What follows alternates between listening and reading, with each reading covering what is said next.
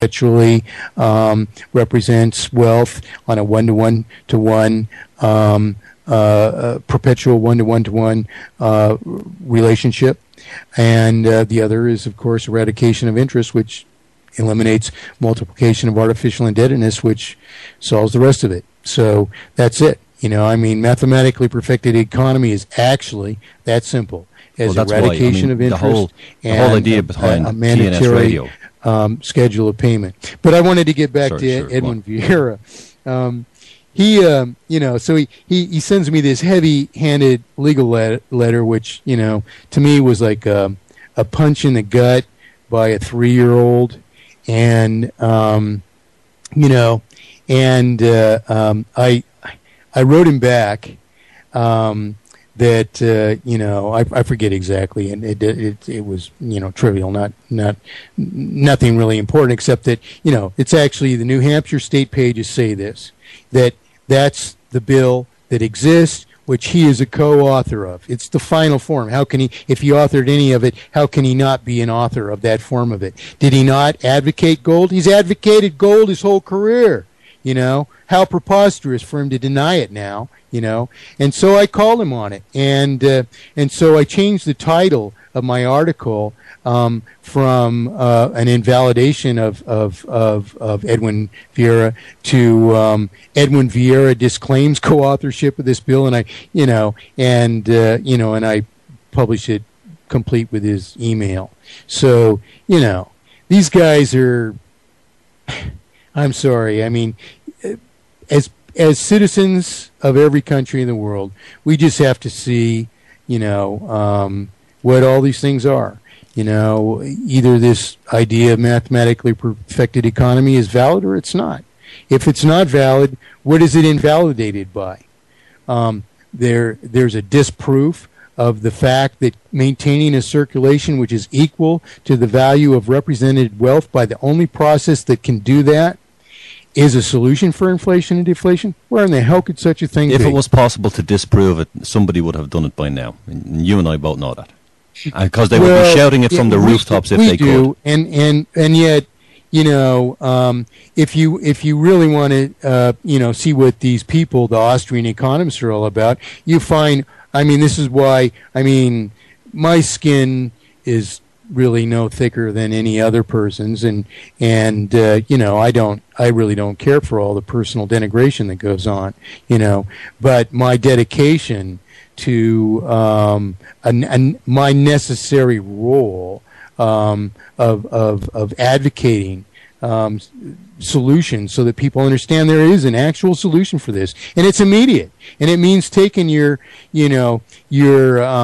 $1.5 million home, which is actually a $35,000 home that was built in 1963, and which you should be paying about $17 a month for now, and you're actually paying whatever $10,000 a month for, and refinancing it is to your advantage, under mathematically perfected economy. If I had to convince you of that, you deserve what you're getting now. But nevertheless, of course we don't, because for so many years people's minds have been, as you say, obfuscated. That's a very interesting word, folks. Please look that up. I can tell you where it comes from. Sure. And that is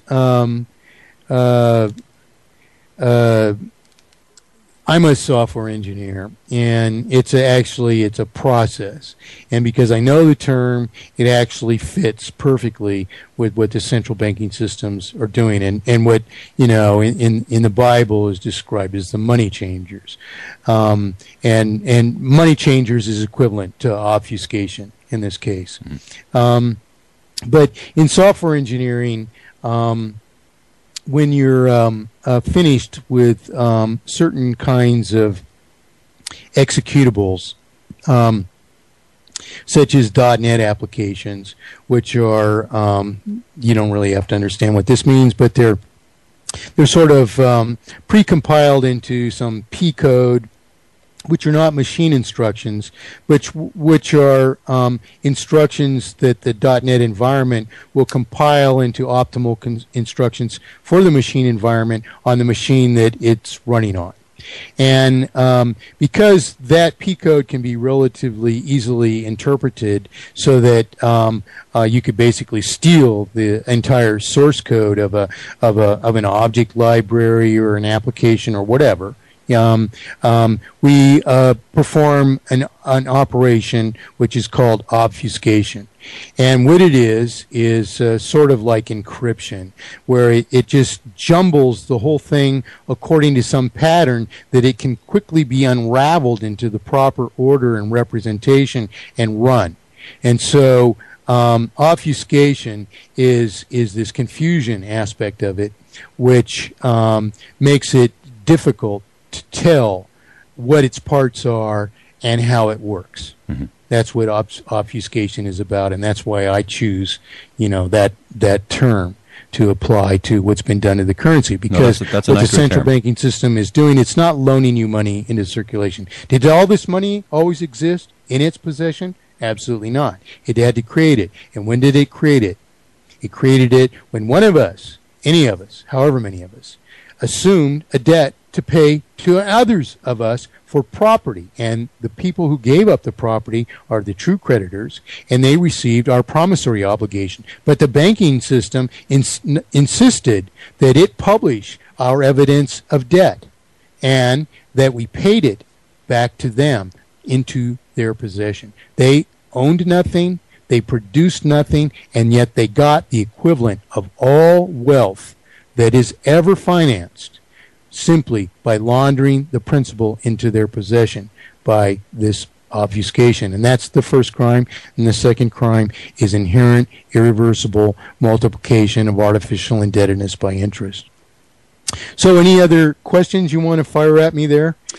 Well, a couple of statements. First and foremost, the reasoning behind tnsradio.com and freemanireland.ning.com was to search for solution, because so many other websites present problem after problem after problem, fear-based articles, but no solution.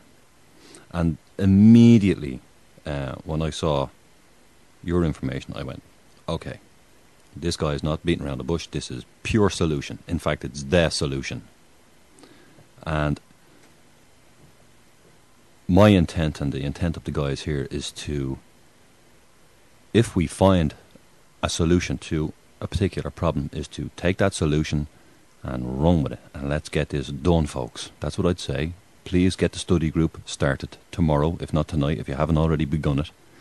Let's get this information into our minds. Let's clarify and focus. And let's spread the information. And let's get this done. I just wanted to ask you about some of the international aspect. I don't know if you wanted to get into that, the likes of Iceland and stuff. I will. Brilliant. Iceland, for the moment, is quite a disappointment.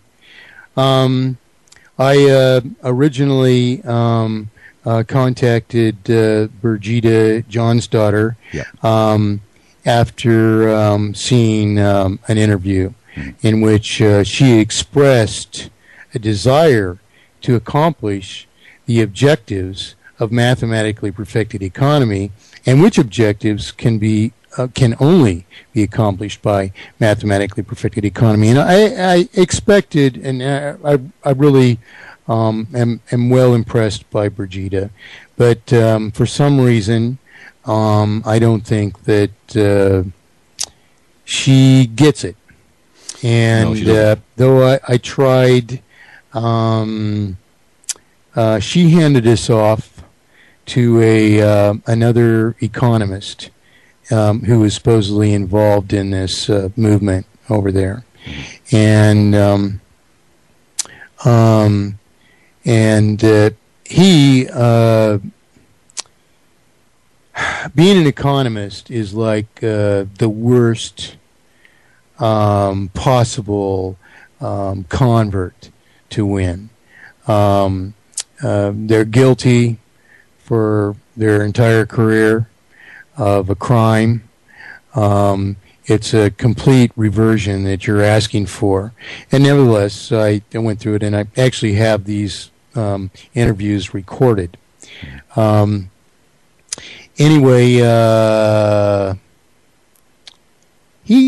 he seemed to get it, but there was not the kind of activity that you would expect from conscientious people who are actually trying to solve very serious and unnecessary problems for their country. I don't know how familiar your audience is of what's going on with Iceland, but basically the Bank of England and the Bank of they'd Netherlands, be fairly familiar, have insisted since Bank Icelandic went down, many of their customers had savings in the Bank Icelandic, and they claimed that they reimbursed their savings holders of their losses, and they're demanding that the Icelandic people pay the Bank of England and the Bank of Netherlands for these losses that is supposedly being reimbursed. Well, from understanding this obfuscation of the currency, then, of course, let's all sort this out. So what did this Bank of England do to reimburse its English citizens of savings that they'd lost in this Bank Icelandic? Well, they either actually gave up assets that they multiplied out of their multiplication of artificial indebtedness, or they simply published this into the accounts of these people, which is more characteristic of this type of person that makes up an international banker, if you will, an international money changer, an international usurer. But so they're asking the Icelandic people to pay this debt, which amounts, and it's got to be paid off in some few years, and the population is 300,000 people, and it comes out to something like $10,000 per capita over 4 years. So it's like having to pay out of, and their economy has crashed.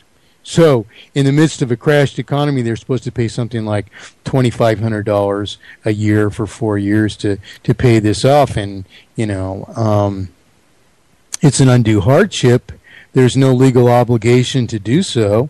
And I have recommended what to do here. And this is an immediate conversion to mathematically perfected economy, in which the people of Iceland pay this debt to these two banks by issuing, likewise, an irredeemable promise to pay. What do I mean by an irredeemable promise to pay? I mean, issue the bank, likewise, a piece of paper that says you will pay an amount which you provide no means of ever paying. And that's a payment of the debt. Issue a like thing in return for it. All right? And then refinance all your debt under mathematically perfected economy and go from there, and you'll be immediately the most prosperous country in the world. I'm afraid either the people that have conversed at length with me either don't really get it or don't have the fortitude or allies to fight for this. But there's a new mayor of Reykjavik, and there's this new party called the Best Party. And I was to be made the financial advisor of this party to teach these people what are the legal arguments for doing this. In other words, what I'm saying to do is you owe you own $100,000 house. Say you paid $50,000 against it, okay, and that's your situation in Iceland. And all of a sudden, you're also just supposed to pay this $10,000 over 4 years to these two banks for a financial obligation that you never have. You never shared in the profits from this Bank Icelandic. Why are you financially liable for its losses? What is the legal argument? There isn't one. It's preposterous, but these are the kinds of the things that the banks are doing all over the world. you know. And so I'm saying challenge the banks. If it's okay for you to issue an irredeemable promise to pay to your savings holders to reimburse them and ask them